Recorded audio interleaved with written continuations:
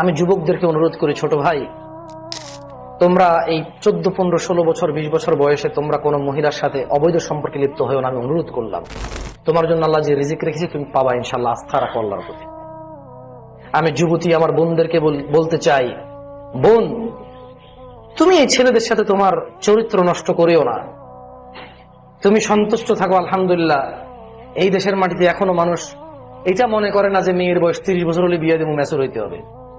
আলহামদুলিল্লাহ, তোমার একটু যখন তোমার যৌবন দেখা দেয়, তোমার বাবা মা তোমার জন্য ভালো সিদ্ধান্ত নিয়ে নেয় যে ওকে একটা ভালো দেখে ছেলে দেখে, স্মার্ট, গুড লুকিং, সম্ভ্রান্ত পরিবার, অর্থ সম্পদ আছে, দরিদ্র না, ফকির মিসকিন না, অ্যাটলিস্ট তোমার খাওয়া দাওয়া পোশাক আশাকের ব্যবস্থা করতে পারবে।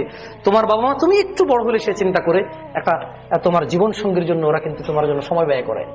এটা তোমার নিয়ামত। পৃথিবীর অনেক দেশেই তাদের মেয়েদের নিয়ে এভাবে চিন্তা করে না।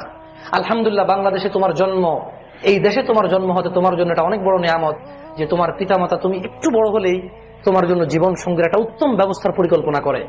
তারপর নিজ নিজ ক্ষমতা, নিজ নিজ চয়েস অনুযায়ী তারা চেষ্টা করে তোমার জন্য ভালো একটা ব্যবস্থা করতে। তুমি তোমার পিতামাতার প্রতি কৃতজ্ঞ থাকো। বোন, তুমি অবৈধ সম্পর্কে আসিও না। আকুলু কওলি হাযা ওয়াস্তাগফিরুল্লাহ লি ওয়া লিসাইরিল মুসলিমিনা ওয়াল মুমিনিন ফাস্তাগফিরুহু ইন্নাহু হুয়াল গফুরুর রহিম। সবাই ইস্তিগফার করেন। আস্তাগফিরুল্লাহ, আস্তাগফিরুল্লাহ।